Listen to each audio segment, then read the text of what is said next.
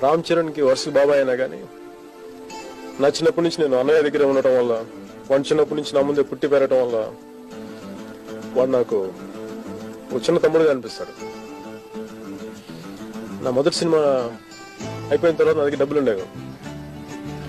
So నా దగ్గర డబ్బులు అయిపోయినప్పుడు ఏం చేసేవాడంటే వీళ్ళ దగ్గరికి వెళ్ళి, పిల్లల దగ్గరికి వెళ్ళి వీడు లెక్క ఉండేవారు. వీళ్ళ దగ్గర మా వదిన ఇచ్చే డబ్బులు అప్పుడప్పుడు 10, 20, 30 అట్లా. నేను వాళ్ళ దగ్గర మళ్ళీ ఇచ్చేస్తాను నీకు వడ్డీ కిందని చెప్పి వాళ్ళ దగ్గర డబ్బులు తీసుకుని వాడేసుకుంటా ఉండేవాడు. ఆ వాడేసుకున్న డబ్బులు నేను ఎప్పుడు ఇవ్వలేదు, ఇప్పుడు దాకా కూడా ఇవ్వలేదు. వాళ్ళు దాని మీద ఎప్పుడు నాతో ఫైట్ చేస్తూ ఉండేవాళ్ళు. ఆఖరి ఆల్మోస్ట్ వాళ్ళు చిన్న అలా ఖుషి దాకా కూడా వాళ్ళు నాతో ఫైట్ చేస్తున్నారు, డబ్బులు ఎప్పుడు ఇవ్వలేదు వాళ్ళకి అని చెప్పి.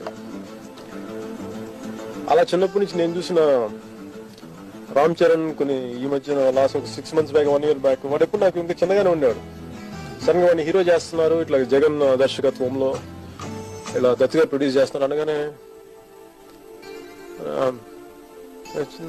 ఆనందం వేస్తుంది. వీడి హీరో ఇక్కడ ఎప్పుడైనా అని కూడా అనిపించింది. కానీ ఈ సినిమా మొదలు పెట్టక ముందే